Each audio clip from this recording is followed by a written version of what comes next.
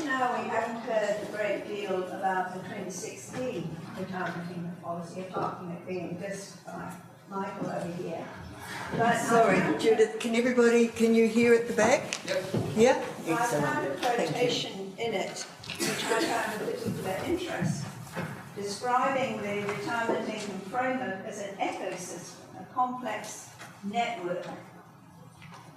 And the message there saying that the age of eligibility for superannuation was only one part. And that's really the message I want to get across here, that when thinking about the future of retirement income in general, we have to think of a lot of elements in it. So what I'm asking is, what contributes to an adequate retirement income, presuming one can define that? Well, obviously, zero superannuation, you can't get away from the fact that that is a central element in it. And that we've heard already today about things that may happen in terms of the expenditure on it. Matthew talked about it. Age of eligibility is obviously a big thing. Income and asset testing, and also the usual government levers, which again Matthew mentioned, raising taxes, borrowing, and so on. But I think we can't answer those questions without looking at some of the other elements in the system. Now this, don't worry if you can't read the details, I've got a better picture, but this comes from an article that Bob Stevens and I wrote that came out in Policy Quarterly last year, trying to show how some of these elements interact. So we've got, coming from the government, we've got the taxation coming from the population into the government system. We've got regulation going from the government into all these elements of self-funding. And we've got what I hope to have time to talk about is the influence of social trends and attitudes which come into the system through personal behaviour and also, of course, through the political system. So this is really looking at the same thing when you can actually read it. But I showed the one before because that appeared in the article. Now, the second important element in the system is obviously KiwiSaver, which will be talked about later and now. The 2016 review talked a lot about KiwiSaver, and it'll be interesting to see what comes out this time. What the things we needed to talk about with KiwiSaver, pros and cons of compulsion, flexibility, whether people can have gaps in contribution to withdrawal, because it's not simply saving for retirement. There is the possibility of withdrawing money for home ownership and also for particular situations that might arise. And I think one of the questions that arise here is how in the future, if we're looking long term, will New Zealand Super and KiwiSaver interact? Is it possible that KiwiSaver will put pressure on New Zealand Super? Is it possible that we might, in the perhaps long-term future, end up with a two-tier system where KiwiSaver is the main source of retirement income and New Zealand Super becomes a kind of safety net underneath, which of course is a kind of system which happens in other countries, a contributory scheme and then a safety net underneath. So those are some of the issues, some of the questions coming out of New Zealand Super and out of KiwiSaver. But what about other government spending? And those of you who are past 65 might see some that you haven't accessed yet. We've talked just now about health services. Government is putting money particularly into free hospital treatment, subsidies for consultations, and Nari spoke a lot about that. Also, we heard earlier about the other factors that might influence spending on health. Things like technological developments, things like spending on pharmaceuticals. Nowadays, if you have a health problem, you Google it, find some medication, which somewhere in the world has been found to be effective, and go to your doctor. You know that message? Ask your doctor if this is right for you. Well, that's a driving force. We've also heard campaigns about people with particular medical problems looking for very, very high levels of subsidy in terms of medication. And of course, increased staff salaries, that's been an issue, and that's coming along. And what will also influence here, listening to Nairi earlier, is whether the ageing in place policy will continue. We've heard about fewer people going to rest homes, people going to rest homes at high levels of disability, which those figures showed very clearly. Will that continue? What about the potential for care in the home? What about the potential for informal care? Why should we have free supply of home care services, whereas residential care services are income and asset tested? I'm putting out a lot of policy questions here. It seems to me that that is inconsistent. The accommodation supplement, that could become more important with higher housing costs. At the moment, take-up by older people is low, but that might be because they don't know about it. And of course, we've got to think of the interaction between poor housing and health. If people are in poor housing, if people can't afford adequate housing, then this may be another way of putting health costs. The winter energy payment, that came in last year. That is not income or asset tested, it is universal. I know a lot of people who haven't even noticed that they're getting it because it is a small amount and they have adequate income. Should there be some change in that? It's certainly a useful thing, going back to my point about adequate housing and keeping warm and the link with health, but should it stay that way? And we've got a whole lot of other things, which I've listed up there. So the other side of my diagram was talking about decumulation and self-funding. And of course, one of the big policy questions is to what extent in the future will people have to contribute to their own adequate retirement income? And the 2016 review also called for a lot of more work on decumulation too. Now there's always been these options, there's always been the possibility of living off your savings when you come into that stage of life. And perhaps we've got to think about how that kind of thing could be used more. You know, many people die with money in the bank. Perhaps there should be some way of mobilizing that and contributing to it. And there are many ways in which government policy can either facilitate or provide barriers to decumulation in terms of the regulation of these various ways. Decumulation has not really come into the policy sphere to any great extent, apart from income and asset testing of residential care.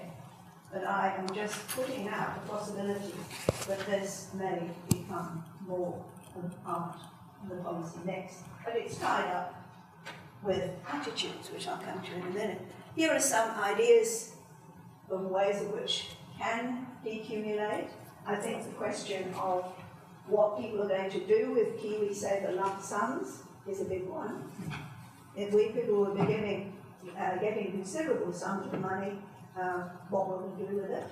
How will they invest it? How will they make sure that it's going to last and keep on contributing?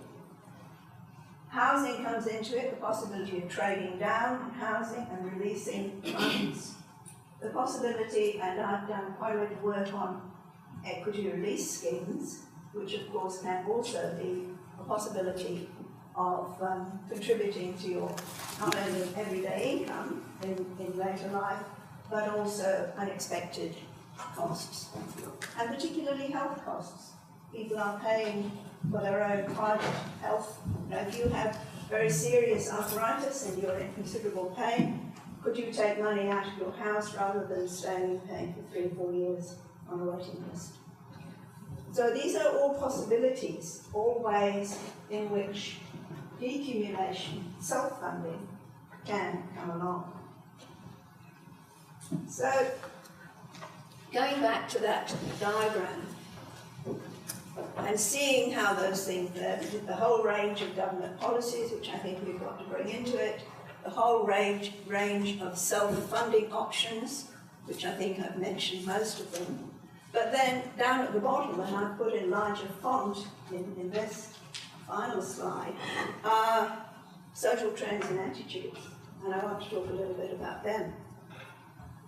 First of all, there are entitlement and expectations. The arguments about putting up the age of eligibility for New Zealand super very often raises this question of entitlement. We have paid our taxes, we are entitled to this. There's a very strong force, and a very strong force politically. And expectations. I've heard people in their 50s say, oh, it'll be marvellous, I'm soon going to get this superannuation, and won't it be wonderful? They don't realise that they're going to have another 25 to 30 years after that. It might be nice not to have to go to work for the first couple of months, but then what?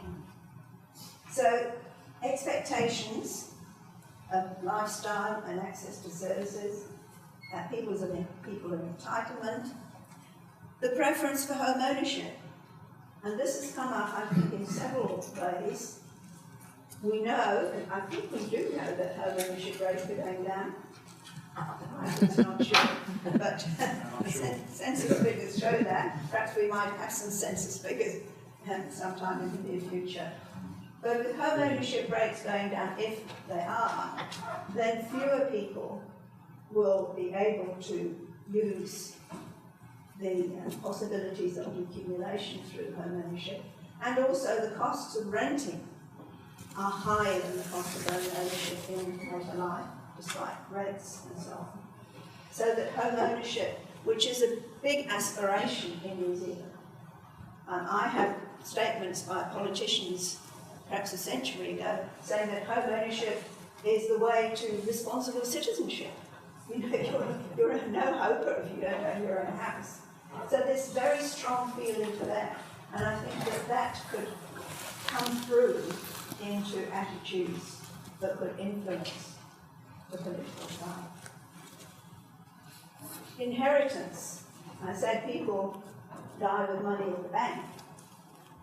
Many older people, and I know this is true from my work with age concern, are actually living quite deprived lives in order to be able to leave money to their children. Now that may or may not be a good thing, but it may well be in contributing to poverty and deprivation among older people, when that money could in fact be realised in some way through equity release or through trading down the housing and help retirement income and hence well-being in later life. One more thing I wanted to say about, oh yes, the other thing about inheritance is that if you look at the life cycle, because people are living longer, if anyone is going to inherit, the inheritors are probably going to be in their 60s. If not in their early 70s. It never ceases to amaze me when I meet people in their early 70s who still have parents alive. So perhaps inheritance becomes a very nice retirement lump sum for people when their parents eventually move on. Extending working life, this is the focus of most of my research at the moment, and of course we have seen much higher participation rates of people in paid work. You often see the figures for 65 plus, but really you've got to look at 65 to 69 and into the 70s. They are very high. You've got almost half of people in their late 60s who are still in some level of paid work. And this is going to be good. We saw that working age people are going to be outnumbered, or they're not going to be sufficient to keep up the labour force. But keeping people in work, and I'm not saying this should be something they're compelled to do, but given adequate working conditions and given choice and given opportunity, then I think that the possibility of extending working life, and I think attitudes towards that are beginning to change as well. There is more respect for older workers. And one thing that people can do, and something I'm doing some research on at the moment, is older entrepreneurship.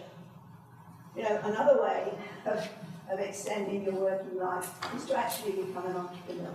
And I don't mean you're going to start a new trading or something like that, but a small business. There's a lovely business in America which is set up to make electric bikes for older people.